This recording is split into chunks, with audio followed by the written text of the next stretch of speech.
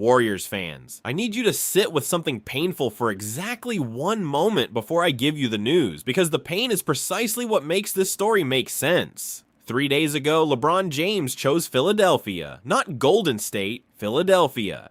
And Steph Curry, who publicly went on record reacting to that decision earlier this week, discussing openly the injuries and the age creeping across this roster. Steph had to sit there and watch the front office's single biggest offseason swing miss entirely. Mark J. Spears had reported it plainly weeks earlier. The Warriors felt like underdogs in the LeBron chase the entire time. And today, that underdog status became a final result. Golden State lost.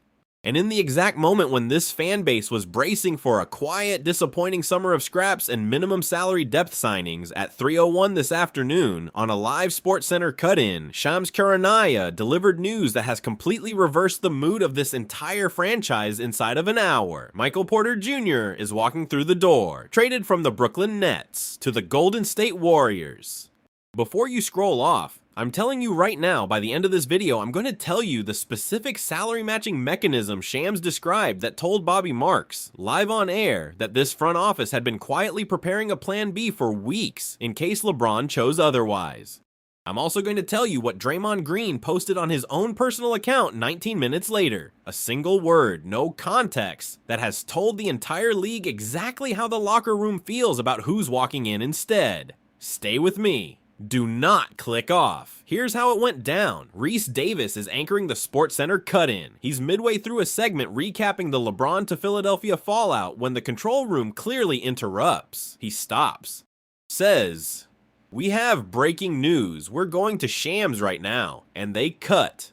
Shams delivers, and this is the direct transcript. I want to be very clear about the sequence here because I think it matters for understanding how real this is. My understanding is that Golden State's front office began exploring contingency options on the wing the moment it became apparent, roughly 2 weeks ago, that the LeBron chase was trending away from them. Mike Dunleavy Jr.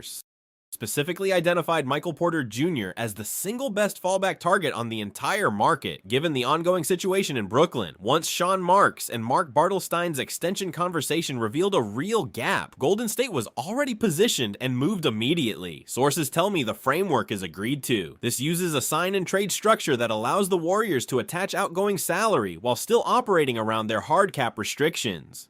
This is not a reactionary move made today. This is a plan that has been quietly built for 2 weeks, and it is now real. Read that back. Quietly built for 2 weeks. That is Shams explicitly telling you this was not a last-minute scramble after losing LeBron. It was a parallel plan running the entire time, ready to be activated the instant the primary pursuit failed. That distinction matters enormously because it tells you Dunleavy was never actually gambling everything on one outcome. And 19 minutes later, saying as I promised, Draymond Green posted from his personal account. No caption, no photo, just one word in all capital letters. Finally. Read that back. Not welcome, not let's cook. Finally. That is a word choice loaded with specific meaning from a player who has spent multiple seasons publicly, repeatedly lamenting this exact roster deficiency. A lack of elite floor spacing on the wing to replace what this team lost when Klay Thompson departed. Draymond has said in interviews on his own podcast on national television that the single biggest thing missing from this roster since Klay left is a shooter who can occupy exactly the space Porter now fills. When a player posts a single word like finally instead of a generic welcome message, he is not reacting to a surprise. He is reacting to the resolution of a frustration he has been sitting with publicly for a long time. Now, the whiplash. Because I already know your brain is doing exactly what everybody's brain in the Bay Area is doing right now. We just lost LeBron. We're the team that came in 4th or 5th in that chase. Are we settling? Is this a consolation prize? And here's the honest answer, and it requires actually thinking through the roster fit rather than the star power rankings.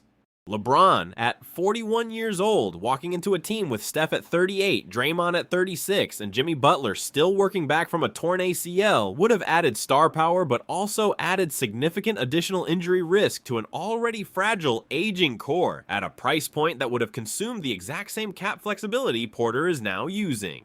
Porter, by contrast, is 27 years old, the single youngest significant piece on this entire roster, and fills a specific, tangible tactical need that LeBron frankly would not have solved nearly as cleanly, because LeBron at this stage of his career needs the ball in his hands to be effective, and this roster's entire identity is built around Steph needing the ball in his hands. Porter needs almost nothing except space and a pass. Stay with me. Because once you understand exactly how specifically Porter's game complements what remains of this dynasty core, this stops looking like a fallback and starts looking like the actual correct basketball decision all along. 3 reasons Shams was this confident. Reason 3 is where the reveal lands. Reason number 1, Steph Curry's efficiency at 38 depends entirely on how much defensive attention gets pulled away from him by the shooters around him. That has been true his entire career, but it becomes more true, not less, as he ages and needs to conserve energy across an 82-game season. Michael Porter Jr. Shooting nearly 40% from 3 on massive volume last season for a Brooklyn team that had almost no other spacing to draw defensive attention away from him represents a fundamentally different proposition next to Steph, a legitimate second gravitational shooting threat who forces defenses to genuinely choose who to help off of, rather than simply loading up on Curry and daring everyone else to beat them. That single tactical shift, so forcing defenses into real decisions instead of Curry or nothing coverage, is worth more to Steph's efficiency and longevity than almost any other single addition available on the market this summer. Reason number 2, and this is the specific detail about Steve Kerr's offensive system that makes Porter such a clean fit. Kerr's motion offense has always relied on constant relocation shooting, players who can catch on the move, off multiple screens, in rhythm, without needing to gather themselves first. Porter, at 6'10", with a quick high release that does not require significant gather time, is exactly the size and mechanics combination that thrives in that exact system. Compare that to a more traditional standstill shooter, and the difference in how quickly he can get a shot off within Kerr's constant cutting framework is enormous. Kerr has publicly discussed multiple times over the last 2 years wanting a bigger wing shooter who can also finish above the rim in transition, something this roster has genuinely lacked since Klay's decline. Porter checks every box on that specific wish list. And before I get to reason 3, because reason 3 is the mechanism Bobby Marks verified live on air, and talk to me in the comments. Warriors fans, real question, does adding Porter as the consolation move after missing on LeBron actually excite you more than LeBron would have, given the fit and the age difference? I think Dub Nation is going to have a genuinely interesting debate about this, and I want to read it. Go. Reason number 3, the mechanism. Ready? Sign and trade structure that allows the Warriors to attach outgoing salary while still operating around their hard cap restrictions. Read that back. That is an extremely specific technical capology description, and it matters because Golden State has operated under second apron hard cap restrictions for multiple seasons now. Restrictions that have severely limited their ability to take back salary in trades without sending out a matching or larger amount in return. When Shams specifies that this deal uses a sign and trade mechanism specifically engineered to navigate that exact hard cap limitation, he is telling every cap analyst watching that this was constructed by people who understand precisely how constrained Golden State's financial situation actually is, because a generic trade rumor doesn't come pre-packaged with the specific structural workaround required to make it legally possible under this exact team's cap restrictions. Within minutes, Bobby Marks confirmed on air that the sign and trade framework Shams described is, in fact, the only mechanically possible way for Golden State to have completed a deal of this size given their current hard cap situation. Stop. Rewind. When the technical mechanism described in a breaking report is independently verified by the league's foremost salary cap expert as the only legally viable structure available to that specific team, that is not speculation. That is a report built from someone who saw the actual paperwork. Now, the skeptic, Stephen A. Smith, still processing the LeBron to Philadelphia news, pivoted hard on First Take. You lost LeBron. You're the team that got left at the altar, and now you're telling me the reaction is Michael Porter Jr. What? A guy who's had significant injury concerns in his career, on a team that's already 38 and 36 at the top of the roster. You're not getting younger, Golden State. You're just getting a different flavor of the same problem. An aging core with one new shiny piece. And listen, Stephen A's broader point about the aging core is not wrong. Curry at 38 and Draymond at 36 are real structural concerns that one shooting addition does not solve on its own. But here's the counter, and it's specifically about Porter's age relative to everyone else on this roster. He is 27. He is, right now, entering the physical prime of his career, not exiting it. Adding a 27-year-old who fits the exact system need is not more of the same aging problem. It is the single youngest, most athletically ascending piece Golden State has added to their core rotation in years. Stephen A. is grouping this move in with the general theme of the roster's age. Kerr and Dunleavy are specifically targeting the one demographic gap, a genuinely young, athletic elite shooter that this exact roster has been missing. Here's the part of this story that has genuine emotional weight to it, because Draymond Green has spent multiple seasons, publicly, on his own podcast, lamenting that this roster lost its shooting soul when Klay Thompson departed.